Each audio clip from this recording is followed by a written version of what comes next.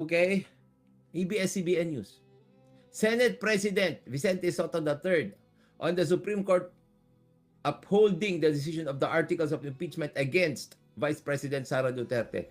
The Senate President is the presiding officer for impeachment trials from the Vice President down. The Chief Justice only presides over the presidential impeachment trial. At tingnan natin yung kalokohan niya ha. January 29, 2026. It's just today.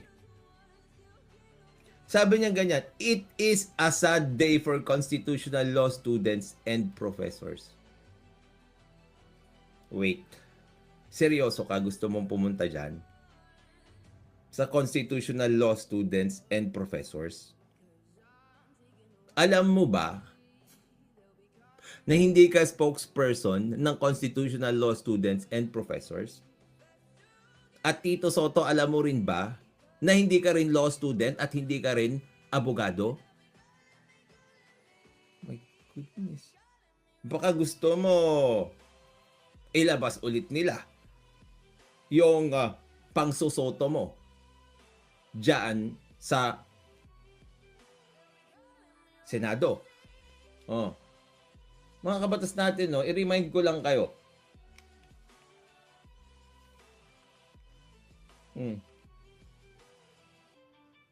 Itong si mga kabatas natin. Itong si kagalang-galang na Senate President Tito Sotto, okay? Nagkaroon yan, mga kabatas natin, ng contribution naman na matindi dito sa Pilipinas. Okay? Gumawa siya ng sarili niyang salita. Okay? Alam niyo ba kung ano yung salita na yon? Sumikat siya dito. Sumikat siya dito. Sino nakakaalala?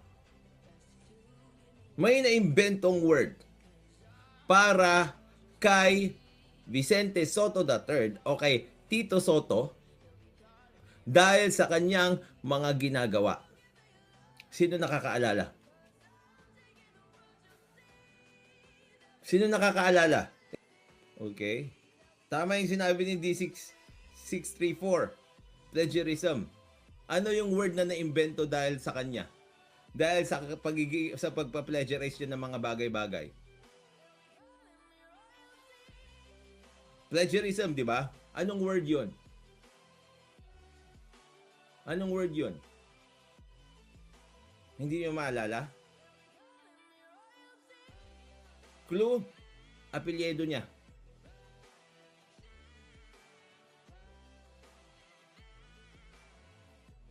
Sikat siya sa plagiarism pero may naimbento na word dahil sa plagiarism niya.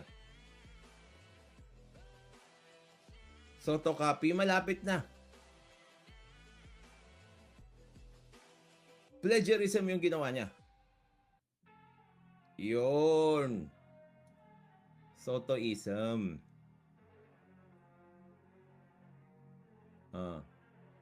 Tignan nyo sa Urban Dictionary. May entry siya, mga kabatas natin. Sottoism. Dito siya sikat, mga kabatas natin. Tapos ang yabang-yabang niya sa Supreme Court. Niyayabangan niya yung Supreme Court. Dito siya sikat. Ito ang pinaka-sikat na nagawa ni Vicente Sotto III. Sottoism. Noun. Etymology. Coined from Vicente Sotto III, one of the Philippine senators when his senatorial speech was found to have multiple verbatim quotes without citations of their authors. Anong ibig sabihin ng Sottoism? The practice of plagiarizing a literature and using such for public speaking engagement. Ano pa ang ibig sabihin ng Sottoism? The act of using celebrity status to present a copied idea whilst making it appear as his or her own. Number 3, an event where one gets caught in the act of plagiarism and arrogantly admits to be at no fault. Diyan siya sumikat. Yan ang pinaka-contribution nitong si Vicente Soto III dito sa Pilipinas. Ngayon, meron siya pa ganito. Spokesperson siya ng Constitutional Law Students and Professors. Ni hindi ka nga law student, hindi ka professor, hindi ka rin abogado. Tapos mga kabatas natin ha, how dare you compare constitutional law students and professors to 15 Supreme Court justices? Tapos ikaw pa na walang kaalam-alam. Parang ako, mga kabatas natin, meron akong bagay na hindi ko alam. So like for example, hindi ako marunong mag-chess. 'Di ba? Tapos mamaya may gagawin yung isang grandmaster o yung mga grandmasters na rules sa chess. Na dapat ganito yung gawin, ganito yung mangyayari dito, ganito dapat yan, ganito dapat yan.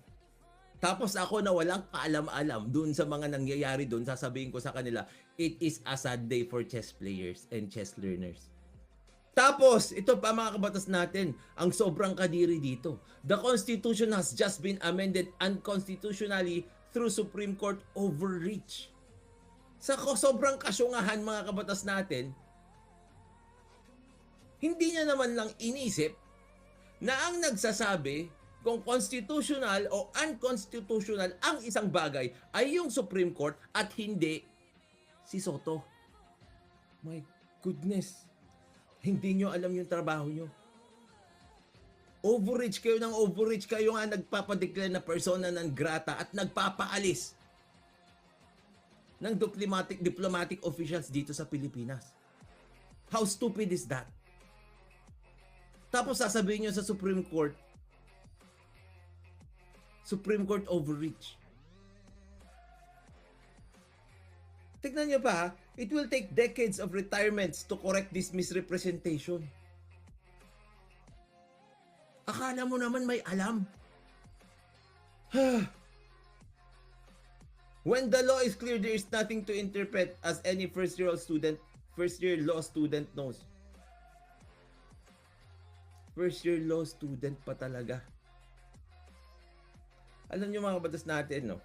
Itong si Soto dito, you can see that he is really mocking the Supreme Court justices, all 15 of them, by telling the people that a first-year law student is better than the Supreme Court justices.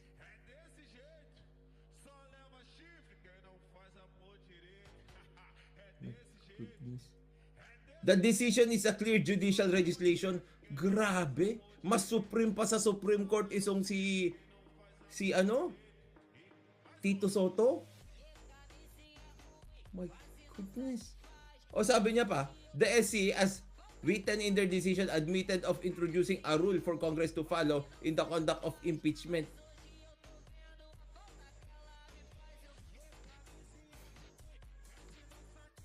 Specify mo nga. Ipaliwanag mo nga sa tao yung desisyon. Sabihin mo nga sa akin kung nasaan doon yung... Sabihin mo kasi sa tao.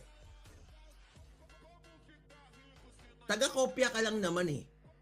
Kaya nga Sotoism, di ba? I dare you, Tito Soto. Dinibang ko na rin ito doon sa speech nila. Di ba? Doon sa impeachment. I dare you, Tito Soto. You explain the decision to the people of the Philippines. Live. Gawin mo yung katulad ng ginagawa ko. Wala akong notes, babasahin ko lang and I will explain. Pag nagawa mo yon flawlessly, maniniwala ako sa iyo. I bet hindi mo maintindihan yung Supreme Court decision. For a person who is actually guilty of plagiarism and still will not admit it, I bet you cannot do that.